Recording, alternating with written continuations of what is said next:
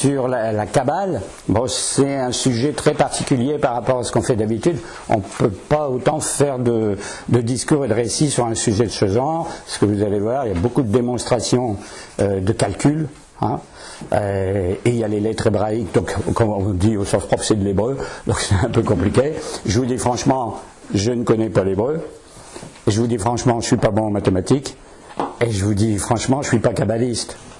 Alors vous allez dire, bah, c'est bien beau de faire une conférence sur la Kabbale, il n'y a personne qui serait capable de faire ça sans être compétent dans le sujet.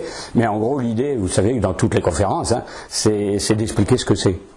C'est de dire, ben, vous voulez savoir ce que c'est que la chimie, vous expliquez que la chimie, forcément le conférencier n'est pas un chimiste, vous expliquez ce que c'est que, je ne sais pas, moi, la franc-maçonnerie, je ne suis pas de la franc-maçonnerie, mais ça n'empêche pas d'en parler, et au moins d'un point de vue général, de savoir ce que c'est.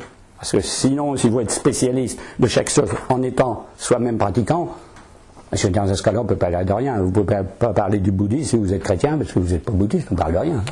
Alors, donc, sur le petit ordre du jour que vous auriez dû avoir et que vous n'avez malheureusement pas eu, donc au début, je vais vous faire un petit peu d'historique. D'où vient la Kabbale, qu'est-ce que c'est? L'alphabet sacré, c'est l'alphabet hébreu, bien entendu. Et ensuite, bon, ce qui est le plus intéressant, c'est la correspondance entre les nombres et les lettres. Donc, en hébreu, chaque lettre a une correspondance chiffrée. Alors bien sûr on additionne, on soustrait, on multiplie, on fait des calculs absolument inimaginables. Hein. C'est inimaginable par rapport à l'arithmétique classique. Bon, ensuite je vais vous parler un petit peu à quoi ça sert quand des kabbalistes pratiquent ce genre de choses. Ben, à quoi ça sert? Bon, il y a tout un tas de raisons. Et puis la Kabbale a une idéologie. C'est-à-dire que ça enseigne quelque chose. Vous tous qui venez ici, vous avez l'habitude, en gros, c'est les grands principes de l'ésotérisme. C'est-à-dire c'est l'ésotérisme traditionnel, mais vu du côté de la pensée moyen-orientale et des Hébreux. En gros, c'est de l'ésotérisme biblique, hein, si on peut appeler ça comme ça. Hein.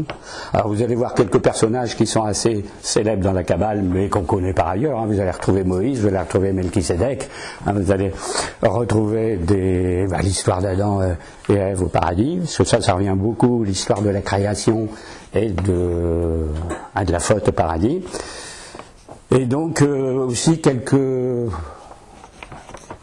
bizarreries, j'allais dire. Hein. Bon, par exemple, qu'est-ce que le golem? On parle beaucoup dans la Kabbale du golem. Bon, qu'est-ce que la Merkaba? Tiens, il y a une Merkaba. Dans le livre d'Ézéchiel, on entend parler de Merkaba. Et puis, tiens, qu'est-ce que ça peut bien être? La Shekinah aussi, c'est des choses comme ça. Hein. Qu'est-ce que ça peut être aussi? Bon, c'est des choses qui sont presque spéciales à la Kabbale. On peut en parler dans d'autres systèmes ésotériques et un petit peu en général, mais c'est très kabbalistique hein, comme font des choses. Hein.